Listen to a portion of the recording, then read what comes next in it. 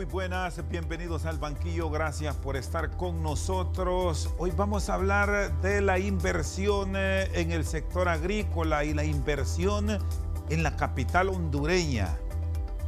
Nos acompaña el ex jefe de la Fuerza Aérea Hondureña, coronel en condición de retiro, don Roberto Mendoza Garay, hoy ya dedicado en sus años de retiro a la actividad agrícola.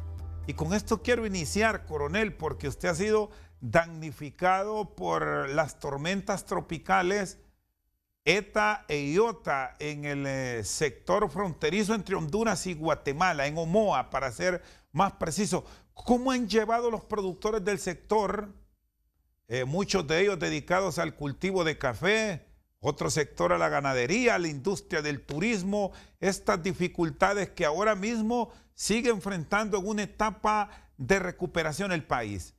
Coronel, gusto saludarlo, buenas noches. Siempre es un placer, buenas noches, es un placer saludarte. La situación que hemos vivido los hondureños en este año de 2020 es una situación muy especial. Todos hemos sido afectados de alguna manera.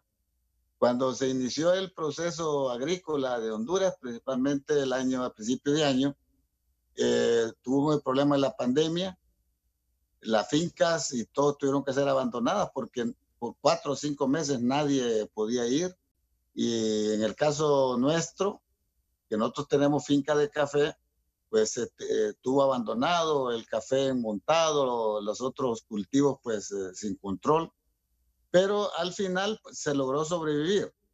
Ahora, con el problema de las dos tormentas de ETA y IOTA, el café, principalmente el rubro del café, en la zona donde tenemos la finca, que es la zona de las montañas de Santa Bárbara y las montañas del Cerro Azul del Lago, al llover intensamente por un periodo de casi de 6 días sin parar, pues se perdió totalmente la cosecha de café. O sea que el grano se cayó. Estamos en el momento de corte y ¿qué sucede?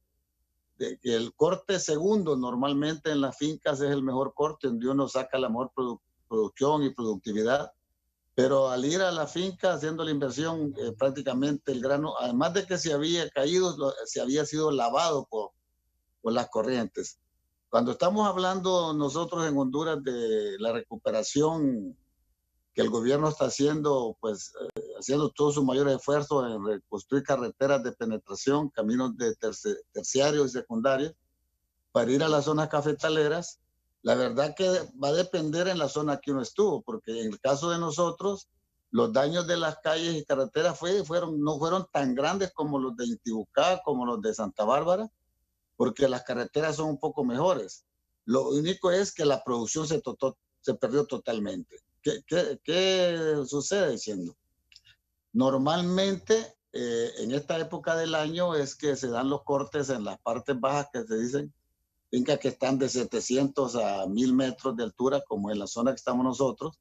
Entonces viene el corte, se emplea muchísima gente y la familia pues tiene su dinero para Navidad y lo más importante, comprar sus útiles escolares, comprar sus uniformes para el próximo año escolar. Esta vez cero. De la producción de mis amigos y todos los que estamos en la zona, de unas 7000 latas de café que se suponía que se iban a producir, se produjeron tal vez unas 150 latas en total. Es una calamidad. ¿Qué es lo que sucede con lo que tiene que ver con la economía? Que el rubro del café está afectado desde hace mucho tiempo por dos pandemias. La pandemia del virus, del COVID, por los huracanes, y la peor pandemia es la corrupción que hay en el sistema cafetalero. Fíjate que, por ejemplo, Honduras produce un promedio de 11 a 12 millones de quintales de café al año y estos 12 millones de café le producen, aquí tengo un dato que te lo voy a ver, por cada año son 154 millones de dólares que el Instituto del Café le quita al cafetalero. 154 millones por año. De estos 154 millones de dólares se supone que deben de darle de regreso $9 al cafetalero. Pero no es cierto. Al cafetalero que está uno, no tiene la oportunidad de exportar porque la ley se lo prohíbe. Yo puedo exportar banano, frijoles, azúcar, lo que quiero, pero exportar café solo es para los privilegiados. Entonces, ese dinero uno se lo gasta al Instituto del Café, principalmente en sus gastos de diversión y financiamiento de campañas a presidente, candidato a la presidencia, a los diputados que están en control del poder. Y el pobre cafetalero y el pueblo hondureño sufren las consecuencias. Cuando nosotros hablamos que le van a devolver $9, de estos $9, por lo menos el 50% no le entran al cafetalero. Se quedan los exportadores y los intermediarios que son juntos. Entonces, mientras el Estado, ¿qué importa que haga carreteras, que haga caminos, si no deja de quitarle esos dólares? ¿Y qué proponen ustedes? Este problema de la economía en el corto y mediano plazo, es muy importante que se derogue esa ley en el Congreso, Chende, porque solo beneficia al exportador, a los diputados, a los candidatos del poder y no al caficultor. ¿Y hay alguna propuesta, Roberto? El café.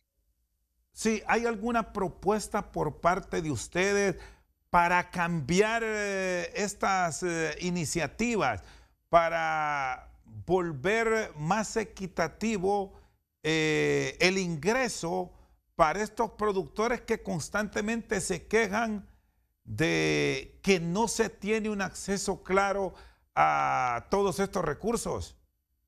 Sí, ha habido una iniciativa y una pelea muy fuerte.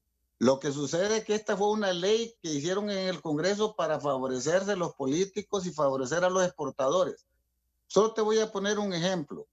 El café cerró hoy a $126 aproximadamente en el mercado de Nueva York, ¿verdad? Pero el hondureño, los exportadores, el 70% de las exportaciones no lo hacen al mercado de Nueva York, lo hacen al mercado de Europa, de Asia, con un 30% del precio más. Además, el café hondureño ahora tiene un bono de $80 por quintal por la calidad del café hondureño, ya no le quitan. Entonces, de $126, más o menos más de $200 son los que el exportador gana. Pero al productor, ¿sabes cuánto le dan por una lata? 50 lempiras por lata, no sacan ni el costo. Y de esos 50 lempiras deberían de devolverle un porcentaje de $9 por quintal. No es cierto, tampoco se lo dan. O sea que la iniciativa que se tiene, y se ha peleado por ella, es que se derogue esa ley completamente y que nosotros nos rijamos por el mercado, que podamos exportar nuestro café, podamos vendérselo a quien queramos y que no nos quiten esos $14, que no nos castiguen con esos $14. Y además, que el precio de mercado del café sea el mercado internacional, no el mercado de Nueva York. El Instituto del Café y el gobierno avala el precio del mercado de Nueva York como que si nosotros vendiéramos a Nueva York y no se vende a Nueva York tal vez un 30%. Entonces, la propuesta que se hizo al Congreso fue derogar esa ley, pero yo recuerdo que cuando se hizo el esfuerzo grande, que se logró quitar al que era el presidente del Instituto del Café, el Congreso llevó un montón de gente ahí al Congreso a pedir que por favor que se lo quitaran ese dinero. De esos que llevaron al Congreso, ninguno era cafetalero, todos eran, yo creo que ni conocían el café. Muy bien, está con nosotros esta noche al banquillo el coronel en condición de retiro, don Roberto Mendoza Garay. Vamos a una pausa, ya regresamos.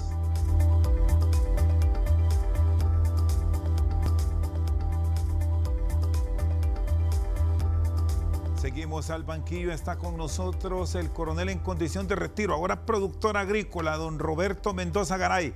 Si pasa esta modificación para que el productor se beneficie de manera directa, ¿cómo lograr accesos a préstamos, mantenimiento de la red vial y todos los proyectos que dicen las organizaciones de café ellos sostienen con estos recursos de las retenciones? En el caso de Honduras, hablemos del café, pero también podemos hablar de toda la pequeña y mediana empresa, sea comercial, sea productora. Siendo, ¿qué es lo que sucede? Nosotros no podemos estar en Honduras dando recetas de la antigua. Estas ya no valen ahora.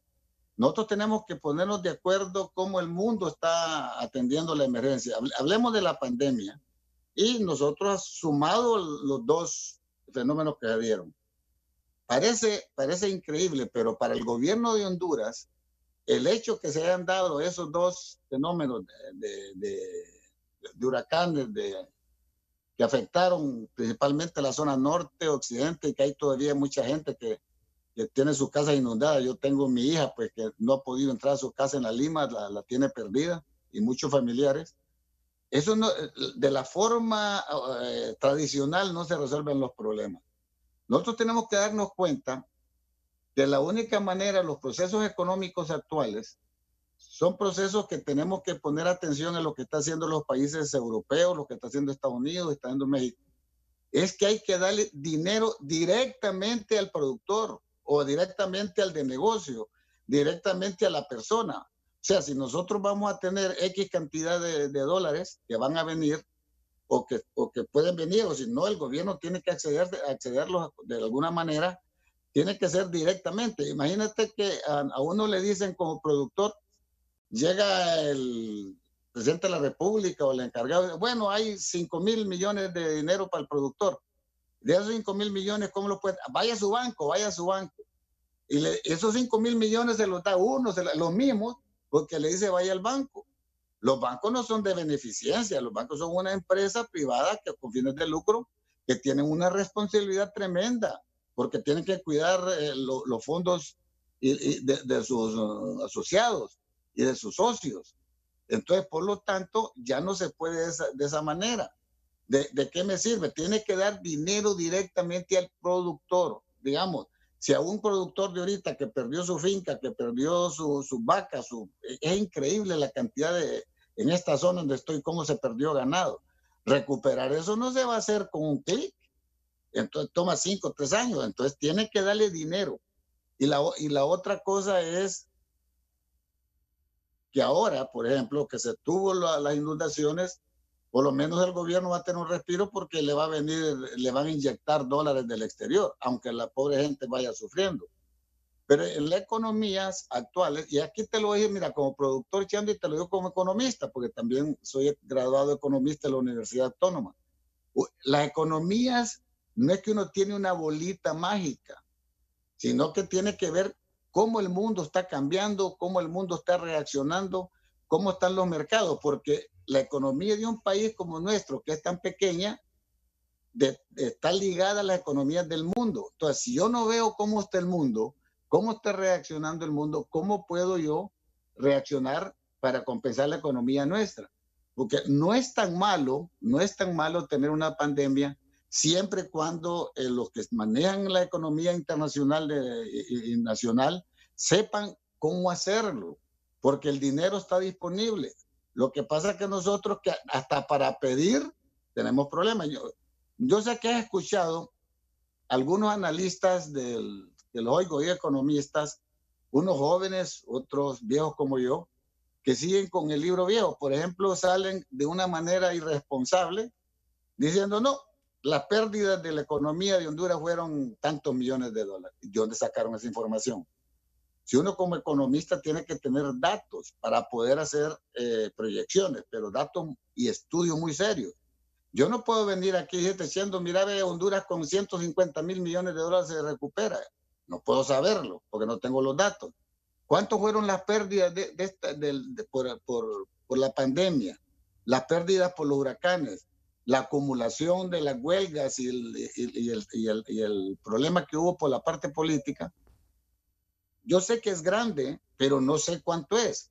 Entonces, cuando yo no tengo los datos y no sé cuánto es, entonces yo no puedo ir al mundo, ir a pedir préstamos, financiamientos, con donaciones de deuda, porque si le digo un dato que alguien se lo sacó de la manga, solo porque quiere salir en televisión, el mundo que me está viendo me va a decir, no, hombre, Usted lo que quiere es robarse el dinero si ni sabe lo que está pidiendo. Entonces, en estos tiempos tan especiales, críticos en las economías mundiales como estando en este momento, es muy importante poner los pies sobre la tierra y tratar de tener la mayor información posible para que los datos sean bastante aceptables y así el mundo que nos pueda ayudar. Ahora, ¿y cómo llegar entonces con ese dinero directo al productor? ¿Cuáles son los mecanismos que se deben implementar ahora mismo? Porque el Estado a través de bonos, a través de un apoyo directo, puede llegar a pequeños grupos de productores, pero igual el gran empresario se ha visto afectado. Sus fincas han sido devastadas y necesitan millones de financiamiento para reactivar las mismas. ¿Por dónde encontrar esos financiamientos adecuados sin que las altas tasas de interés que se cobran les alejen de la producción? Ok, yo lo único que te puedo decir es que viendo lo que están haciendo los demás países, tomarlo como referencia.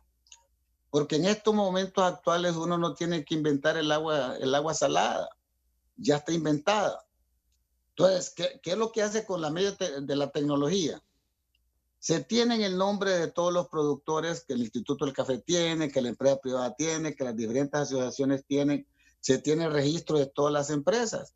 Entonces, se agarra dinero del Estado, que de todas maneras tiene que sacarlo y entregarlo directamente un cheque a su cuenta. Mira, en Estados Unidos inclusive cuando vienen los paquetes ahorita que la gente tiene desempleo, le mandan su dinero a su casa, a las personas que están trabajando, si con la tecnología se puede, pero no le van a mandar un dinero que después se lo van a cobrar, que después le vayan a decir que tiene que pagar altas tasas de intereses, no, simplemente es un dinero que tiene que dárselo para que la economía vuelva a resurgir. Ese dinero, que ¿cómo lo van a pagar? Que a nadie le importa. Después de una pandemia mundial, las resoluciones van a venir internacionales, tienen que venir porque el mundo no puede parar. Por ejemplo, es como que me digan a mí que Honduras no va a tener vacuna porque nosotros no las producimos. No, el mundo tiene que darnos la vacuna porque si no nos vacuna a nosotros, no va a poder controlar el sistema mundial de transporte, de comunicaciones y no va a poder controlar la pandemia. Entonces, es lo mismo. Ningún organismo internacional va a decirle a un país que le va a decir que lo saca del convenio porque regaló dinero. No, más bien diga, hágalo. Es una obligación hacerlo. Ahí después miremos cómo se paga. Porque si yo no gasto dinero, por ejemplo, porque tengo que hacerme una operación y esa operación me va a dar a mí hasta sin casa, y digo, bueno, me quedo con la casa o me muero. Entonces nosotros ahorita o le entregamos dinero al pueblo, que al momento no lo tenemos, a ver cómo lo pagamos, o nos morimos. Entonces no podemos dejar morir las economías. El daño es más grande por la economía que por la misma epidemia en sí. Entonces, lo que tenemos que hacer es olvidarnos de los protocolos normales de la economía, de los conceptos normales, de las tasas de interés, que del Fondo Monetario Internacional, de que diga, mire, vaya usted al banco, y el banco le dice a uno, si no va, bueno, mire, usted, yo le puedo dar préstamo, pero el gobierno lo dijo allí en la televisión, pero nosotros no podemos darle. Aunque usted tenga sus garantías, no podemos, porque el mismo gobierno lo regula. Mira, ¿te acordás de aquel programa de Chespirito que le decía, papi, ¿puedo ver televisión? Y le contestaba, sí, con mucho gusto la puedes ver, pero cuidadito lo vas a encender. Es lo mismo, no, ahí están 50,000 millones en el banco, vaya que se los den, pero ¿quién se los va a dar? Nadie. Entonces tiene que ser el gobierno directamente a la persona, directamente a la empresa, directamente a aquel emprendedor, porque nosotros hablamos de empresas, pero hay personas que tienen su propio empleo, manejan su familia y una persona más, perdón, que también tiene que recibir directamente ese dinero. No importa, ese dinero una vez que se mueva en el mercado, va a crear la economía, va a recuperar la economía, va a pagar impuestos directos o indirectos y después miremos el gobierno cómo consigue con organismos internacionales para que esa deuda se pague, porque eso no es cuestión de Honduras. ¿Y la garantía de pago? ¿Y la garantía de pago, el riesgo de entregar ese dinero como ustedes lo proponen? No, es que no hay, es que el riesgo lo toma el gobierno, es un regalo. Te voy a explicar. En Estados Unidos se han aprobado 3 paquetes de trillones de dólares. Pero está el país, perdón, coronel, y el país está, sí, coronel, perdón, ¿está el país en capacidad de regalar dinero en las circunstancias que vivimos con una deuda elevadísima? Capacidad. Lo que pasa es que tenemos que salirnos de lo tradicional. No hay país que no tenga capacidad de producir dinero, si es el que produce su propio dinero. ¿Qué es lo que te daría? Es que nos vamos a endeudar, dicen nosotros, más del 100%. Y eso no es problema si el mundo lo entiende. ¿Sabes cuánto se ha ido de Estados Unidos la deuda solo por mantener la pandemia? En 12 trillones de dólares, arriba de lo que podía pagar, trillones de dólares. Y en este momento está aprobando otro paquete más de como de unos 2,5 trillones de dólares. ¿Por qué? Para regalárselos a las empresas directamente. Porque la economía, como economista tenés que saber que si el movimiento del dinero no se da, entonces no podés generar inflación, no podés generar trabajo, no podés generar empleo, entonces nadie puede pagar impuestos. Entonces, al haber movimiento de dinero, se pagan los impuestos y la economía vuelve a recuperarse. Una vez que la economía empieza a recuperarse, lo primero que se tiene que hacer es rebajar los impuestos, Shendo. Nosotros tenemos ahorita el 15% por sobre ventas. No, va a haber que bajarlo al 7, al 5, para que ese dinero gire de vueltas en el mercado y vuelva a generar impuestos. O sea que hay que hacer lo que el mundo hace y no es nuevo. Ya hubo la gran recesión en los años 20 en Estados Unidos y el mundo. ¿Qué es lo que hicieron? Regalaron dinero. ¿Qué es lo que está haciendo el mundo ahorita? Regalando dinero. Pero es un regalo que el mismo dinero se vuelve a reactivar y el mismo dinero vuelve al Estado con el tiempo. Muy bien, está con nosotros el coronel Roberto Mendoza Garay. Vamos a una pausa, ya regresamos.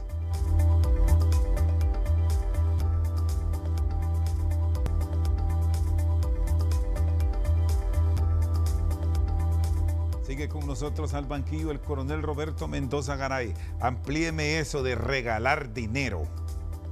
Alguien dirá, es bueno, es fabuloso, pero otros señalarán a quién. ¿No es esto fomentar un endeudamiento histórico para el país? Sumado a esta otra propuesta que usted me dice, que hay que pensar en reducir el impuesto que actualmente se paga. De aquí está el financiamiento del Estado. Me dice de 15 a 12 o quizás 7. ¿Es posible eso? Mira, ¿qué es lo que sucede? Nosotros somos una economía en crisis. Bueno, la economía hondureña es una economía en crisis permanente, pero también tenemos una ventaja, una economía muy pequeña. Con solo que el Banco Mundial y los organismos dicen le vamos a dar 500 millones de dólares a Honduras, ya la economía de Honduras se reactiva. O sea, Honduras no tiene que regalar mucho dinero, es poco relativamente. Y fíjate que no es regalar, es invertir, porque lo invierte en el que produce.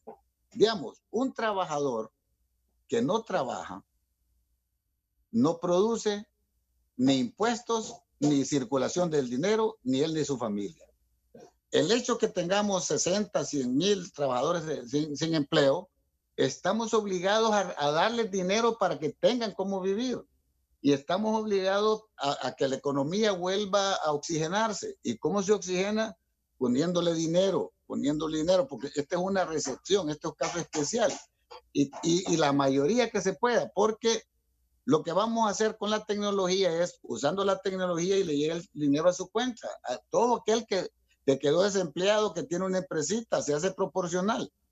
No se lo van a robar, porque el dinero que se roba es aquel que lo agarran los políticos o cualquier otro. Ese va directo a la persona. Que lo gaste como quiera, pero que lo gaste, que pague su alquiler, que le compre comida a los niños, pero que mantenga circulación.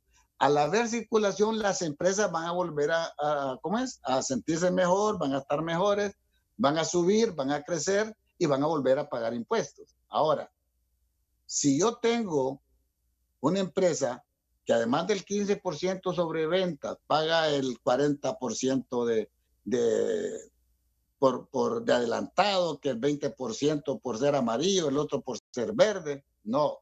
Además de que tenemos que bajar los impuestos, tenemos que simplificar el pago de los impuestos. Entonces, una vez que simplificamos los impuestos y bajamos impuestos, en un periodo de 2, 3 años, la economía vuelve a subir y entonces le vuelven uno a recuperar los impuestos, vuelven a subir proporcionalmente. Pero una economía como la nuestra, con impuestos tan altos, nunca va a salir del hoyo en que está. Ni con pandemia, ni con huracanes, ni con nada. Por cierto, entonces, el hecho que hemos tenido 2 huracanes significa que van a venir dólares frescos. Eso va a activar la economía. Lastimosamente, la gente está sufriendo, pero desde el punto de vista económico, para el gobierno es una alegría. Te aseguro que están aplaudiendo. Viva esta, viva Iota, porque le van a venir los dólares. Pero eso mismo tienes que hacer. Tenés que cambiarte, tenés que cambiar de mentalidad. Tenés que decir, no, esta es una crisis, esto estamos en cero. ¿Qué prefiero? ¿Morirnos o regalarles el dinero? No se lo regalo. Por cierto, hay quienes han planteado la posibilidad de volver a cerrar en algunos sitios por el alto nivel de contagio que ya se está generando. ¿Qué visión tiene de eso? Ok, yo he estado pendiente desde el principio que estamos en cierre, inclusive llevo un récord diario de todo lo que sucede para poder tener mis estimaciones, porque a mí no me gusta hacer proyecciones sacándomele de la bolsa de la camisa, sino teniendo datos. ¿Qué es lo que sucede, Chendo? En Honduras la información es muy, muy mala, muy escasa y mala y no es creíble. Por ejemplo, yo no puedo decirte cómo están los casos, si se han incrementado, si están iguales, si tenemos una meseta, si han descendido. No se sabe, el mundo lo sabe, menos Honduras. Porque aquí nosotros tenemos, por ejemplo, Tegucigalpa, Francisco Morazán, que todos los días yo anotaba los muertos que ponían que reportaban los hospitales, y en la noche oía la cadena nacional que se habían muerto 5 y los hospitales decían que habían muerto 80. Día 80, 70, cuando estaba crisis. Entonces, ¿cómo podía yo, mis datos para hacer proyecciones, cuáles? ¿Los de los hospitales o los que daba el gobierno? Entonces, todas esas curvas que nosotros tenemos en este momento y todos los enfermos que tenemos o podemos tener, créeme, es muy difícil saber cuántos son. Yo en lo único que sí estoy seguro es que la resistencia de las defensas, creo, de los hondureños son mucho más fuertes que las defensas de los países europeos o norteamericanos. Porque aquí hablando, como dicen en mi pueblo, con este despelote que hay en Honduras, con el control y el comportamiento de la población, nosotros deberíamos de tener más de 3, 4 millones de infectados y no sé, más de 100,000 muertos. Y no es así. O sea que esa es la parte buena, creo yo, que es que nosotros tenemos unas defensas mayores. Y la otra es, en el caso, en esta segunda oleada que le está dando al mundo, en Honduras está todo liberado. En el caso mío, de mi familia, de mi esposa, de mis hermanos, nosotros ya somos adultos, entonces sabemos que si nos da el COVID, si se les retirados, que somos bastantes, han habido muchos muertos de ellos y sus familiares por la edad.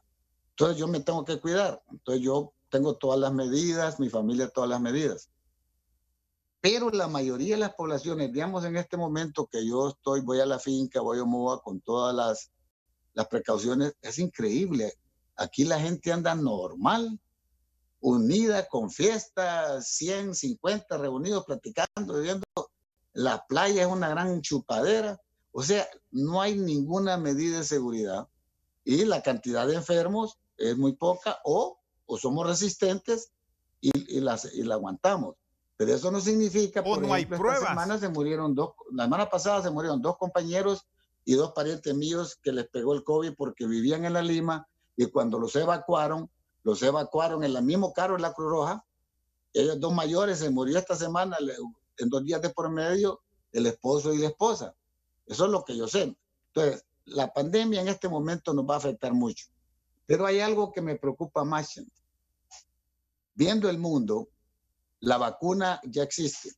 Estados Unidos el día de hoy empezó a vacunar con la primera vacuna de Pfizer y la otra semana va a empezar a vacunar con AstraZeneca. Estas dos vacunas necesitan un manejo muy difícil porque las temperaturas son de menos 78, menos 100 grados para el manejo.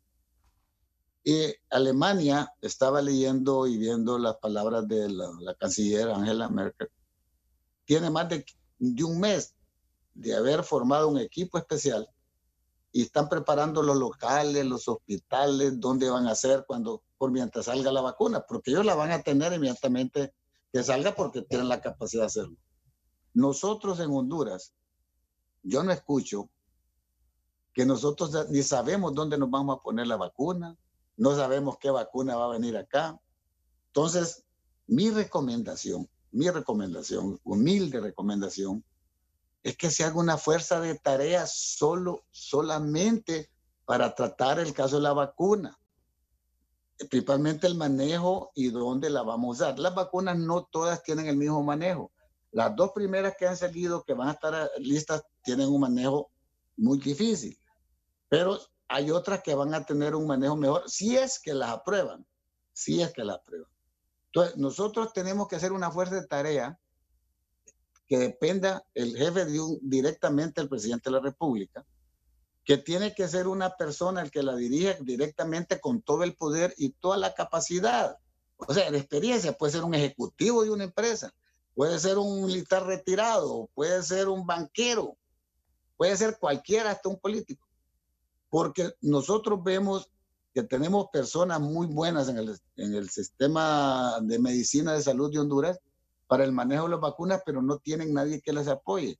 Entonces, ¿cómo es posible que los alemanes, los italianos, tienen un mes de prepararse para recibir la vacuna y nosotros aquí ni sabemos cómo la vamos a poner ni qué vacuna nos van a dar? ¿Alguien me puede decir a mí, porque somos pobres? No, en este mundo no hay pobres, Shendo. No habemos pobres, lo que hay es cortos de mente. Entonces, lo que tenemos que hacer una fuerza de tarea. Hay esto más, que usen los viejos. Óigame, la gente aquí en estos gobiernos cree que la persona que ya tiene más de 60, 70 años ya no sirve para nada. Una persona con buena experiencia, con tanta persona vieja, que ha manejado proyectos, pero grandísimos, no proyectitos desde la vacuna, se los puede manejar. Mira, aquí se va a dar el caso, y espero que no, que va a haber un país que dice, ok, Honduras, aquí tenemos estas vacunas, las vamos a dar, y Honduras va a decir, no podemos porque no sabemos saber cómo manejarlas. Entonces, siempre hacemos lo mismo.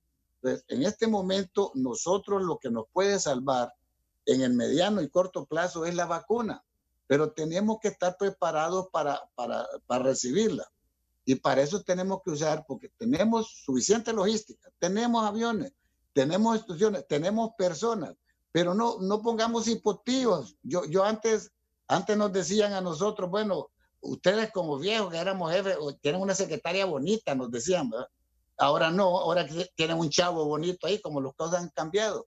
No, lo que necesitamos es usar todo el medio humano que tenemos, hacer un grupo de tareas para que nosotros lo más rápido posible tengamos esa vacuna, porque si no, se va a terminar el próximo año, nos vamos a morir. Digo nos vamos, porque si me pega a mí, seguro que me voy por mi edad. Entonces, yo recomiendo que le pongamos más seriedad a de la manera que nosotros vamos a trabajar con esa vacuna. Muy bien, está con nosotros al banquillo el coronel Roberto Mendoza Garay. Vamos a una pausa, ya regresamos.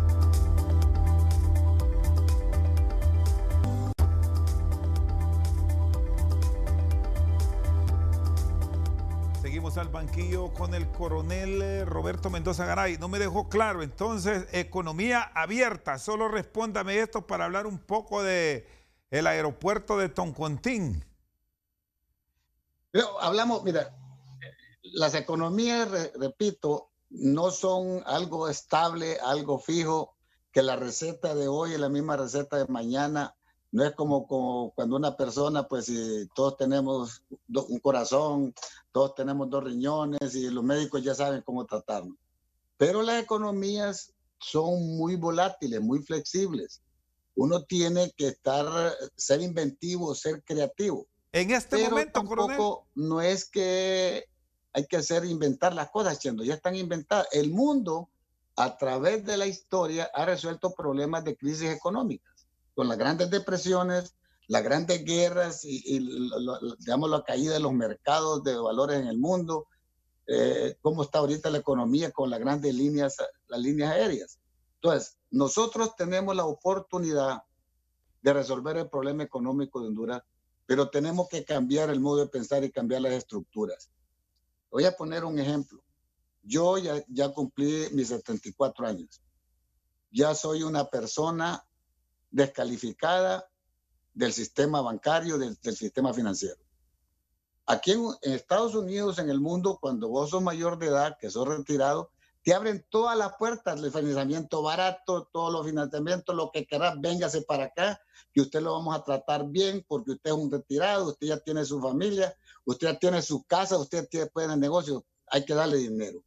Aquí, si vos vas al banco y ya tenés 70 años, te dicen no, ya no, las leyes de la banca nos dicen que una persona mayor de 70 años, aunque tenga sus bienes, no le pueden prestar ni dinero. Entonces, nosotros no podemos seguir con economía, con pensamientos retrógrados de más de 100 años.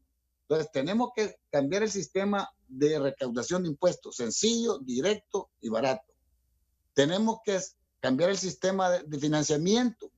No podemos tener nosotros a los bancos ahorcados, porque el que los ahorca es el gobierno. Hay que tenerles controles, correcto, pero tiene que tener facilidad de que le prestan a una persona y va y diga, mire, yo necesito un préstamo, pero un negocio está a 7, 10 años, aquí está a tasas bajas.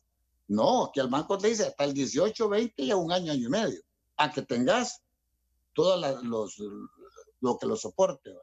Entonces tenemos que cambiar el sistema bancario, tenemos que sentar el sistema de impuestos, lo más importante, hacerlo sencillo, reducirlo, no complicado, bajar los intereses, pensar que la masa trabajadora, no importa el tipo de trabajo que haga, aunque anda con una carretilla en la calle, es la que produce los ingresos del Estado. Entonces, vos no podés tener una naranja, exprimirla, y solo porque la vas siguiendo exprimiendo más te va a sacar más jugo. ¿Va que no va a dar más jugo? No lo va a dar. Es lo mismo, los impuestos vienen del pueblo. No le podés sacar más de lo que puede dar. Entonces, este es el momento de aflojar, darle chance que respire, que se recupere, ponerle facilidades y entonces la economía se va a recuperar. Pero tenemos que cambiar la mentalidad, Chendo. Si no cambiamos la mentalidad, no lo vamos a poder lograr. Bueno, hablando de todo esto que tiene que ver también economía, usted fue comandante de la Fuerza Aérea, luchó en la guerra del 69 como piloto, ahora hablan del cierre de Toncontín. ¿Cómo quedaría la capital? Y con todos esos años que usted voló, ¿qué piensa de ello? ¿Se debe mantener abierto Toncontín para todo tipo de vuelo o qué le espera? Hay teorías en el mundo. Lo que es bueno, ¿por qué lo voy a cambiar? ¿Ha oído esa expresión?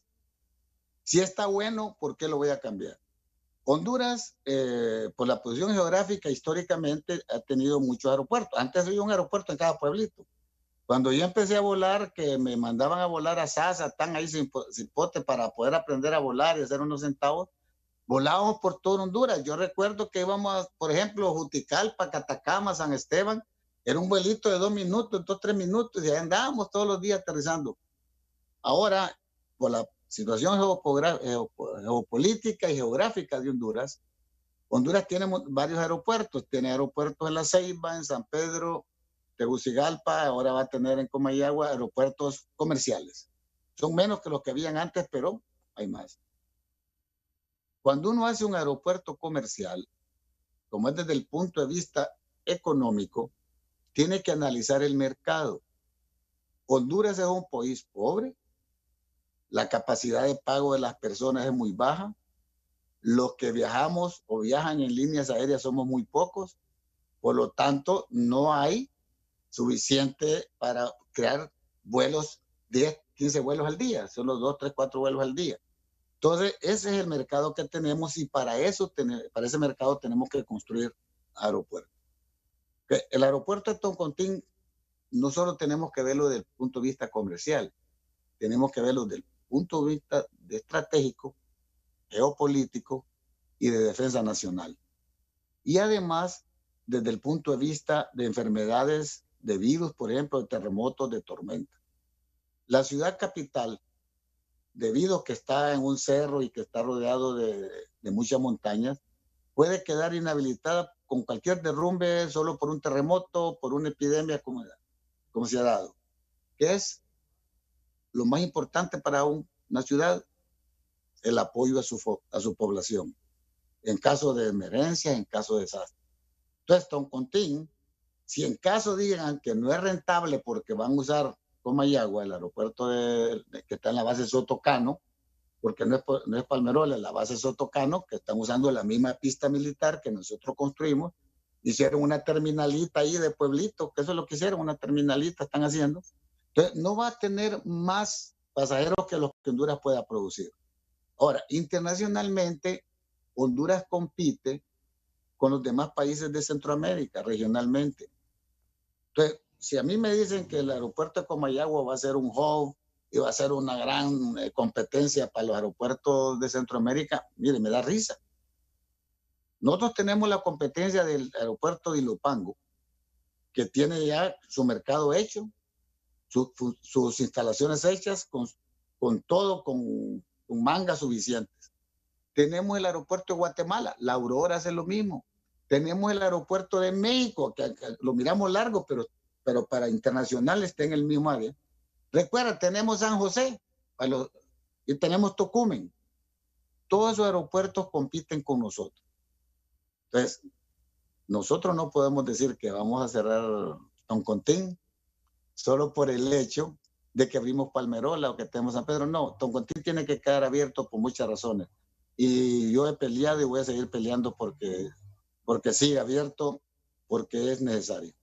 Es decir, que todo lo que nos han dicho, usted que ha volado y que conoce estas pistas, no es cierto. Nos permite entonces dejar abierto Toncontín y que las aerolíneas decidan si quieren aterrizar en Tegucigalpa, en Sotocano, en San Pedro, en La Ceiba, en Roatán, donde ellos decidan, pero Toncontín abierto. Bueno, tío, no, tenés que considerar siendo además de los pasajeros la parte estratégica. El gobierno central está en Tegucigalpa, la Fuerza Aérea está en Tegucigalpa. Esa pista es estratégicamente necesaria por salud, por emergencia. No necesariamente tiene que sacar pasajeros internacionales y no quieren. Porque de todas maneras, te repito, Honduras no va a generar más pasajeros de los que ya tiene, no va a generar. La industria no genera, la agricultura no genera. Entonces nosotros vamos a tener los mismos avioncitos que aterrizan en Toncontín aterrizando en Sotocano. O no sé cómo le van a llamar al aeropuerto una vez que inauguren esa terminalita. Entonces, lo más importante en este caso es que si ya tenés una infraestructura que ha funcionado por casi 100 años o más, ya no sé cuántos años, que sigue funcionando todavía, puede operar 24 horas y algo más la gente no entiende. Con la nueva tecnología, entre más modernos son los aviones, menos pistas necesitan para aterrizar. La tecnología de las turbinas, del diseño de los aviones, vos tenés un avión como el C-117, que es uno de los cargueros más grandes de Estados Unidos, y aterriza pero en un tercio de la pista. Con las nuevas tecnologías de aproximación, de navegación, Toncontín puede operar 24 horas sin problema.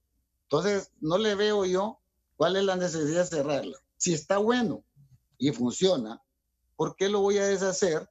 Porque yo vi un proyecto, Chendo, que me preocupó hace muchos años, que tienen planificado hasta notificar Toncontín, notificarlo, hacer un súper y ya repartírselo ya. No, eso no se puede permitir. Primero, económicamente no nos podemos dar el lujo de tener una inversión tan grande, tan funcional, tan necesaria, y decir que porque voy a hacer un aeropuerto en Comayagua yo voy a cerrarlo, creo que eso no es posible. Bueno, cierro con usted, coronel, agradeciéndole que nos haya acompañado desde la zona de Omoa en Cortés. ¿Cómo está el trato a los veteranos? ¿Siguen esos conflictos que aparecen? Y con todo respeto, lo planteo, veteranos de guerra y son personas de 45 años. ¿Cómo es que hacen esas valoraciones? Chendo, recordad que antes de la pandemia yo iba a tener un programa contigo por mi libro, que aquí quiero aprovechar, si me da un momentito. Sí, si lo invertimos, invirtámoslo. Perfecto. Cuando íbamos a hacer el programa vino la pandemia, lógico, ya no se pudo. Pero esto tiene que ver también con los veteranos de guerra. Tiene que ver la situación de ellos. ¿Y por qué escribí este libro, Chendo? Porque nosotros tenemos la tendencia a olvidar. Y estoy ya tratando de escribir, empecé a escribir el nuevo libro, que espero hacerlo en los próximos años, es que tiene que ver con el 2020. Este es 1969. No olvidemos 1969 y no olvidemos el 2020. Porque ¿qué sucede? Nos olvidamos de los veteranos de guerra, nos olvidamos de los doctores, pobrecitos, que están en primera línea de combate, están muriendo, se están sacrificando y nos vamos a olvidar de ellos. Nos olvidamos que en 1954 hubo una huelga y que por culpa de esa huelga descuidaron los bordos y se inundó la Lima, se progresó el Valle de Sula.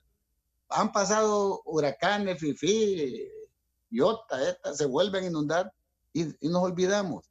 Entonces, creo que no podemos olvidarnos del 2020, porque olvidando nosotros de los problemas que hemos tenido, nos vuelven a suceder y nos agarran en peores condiciones. Así que los veteranos, hay muchos de ellos que como dan una pequeña pensión, todo el mundo se apunta a veterano y creo que tengo entendido que han hecho un trabajo de sacar a muchas personas, porque por estar ellas adentro, otros que sí fueron veteranos no son considerados. Y recordad, ya todos los que somos veteranos ya somos de 70, otros mucho más. Y es cuando más se necesita el apoyo económico, el apoyo de la familia, el apoyo de medicina. Pero sí, lo más importante de los veteranos de guerra que hicieron su sacrificio, y esto más, hay personas muy capaces a ese nivel, con mucho entrenamiento, con mucha educación, con mucha experiencia en manejo de proyectos. Y yo te voy a decir algo, para manejar un gran proyecto, digamos el caso de la vacuna, te puedes poner un veterano, no importa que sea civil o sea militar, si no te la vas a echar en el lomo. Si lo que necesita es su experiencia que ha tenido a través de los años de manejar grandes proyectos. Y si lo pudo manejar antes y esa experiencia hay que usarlo. No se va a echar las vacunas al lomo. Entonces, sí tenemos una gran fuente de inteligencia, de capacidad en los veteranos, tanto veteranos del ejército, veteranos del sistema médico, en el sistema de salud. Los maestros, oigan, hay una capacidad de mentalidad en los maestros, increíble. Acuerda que esos maestros eran muy bien preparados, ¿verdad? Entonces nosotros, creo que hablando de los veteranos, lo más importante es que le recomienda al gobierno que use esa capacidad instalada que tenemos de cerebro. Una pregunta, el presidente de Estados Unidos, que acaba de ganar, cumplió 78 años. El presidente Trump actual tiene 74. Nancy Pelosi, que es la presidenta del Congreso, tiene 80 años. Y nosotros aquí queremos tener en el gobierno gente de 30, 32 años porque creen que los de 60 ya no pueden trabajar o ya no podemos pensar. Entonces, eso le da un atraso tremendo a este país porque está desperdiciando esa veteranía para que sean los que de alguna manera cooperen en el desarrollo del país. Si no los quieren de jefes, por lo menos úsenlos de asesores, porque tienen una experiencia que mucha de ella fue pagada por el mismo gobierno. Los tuvimos en las Fuerzas Armadas, el gobierno nos entrenó.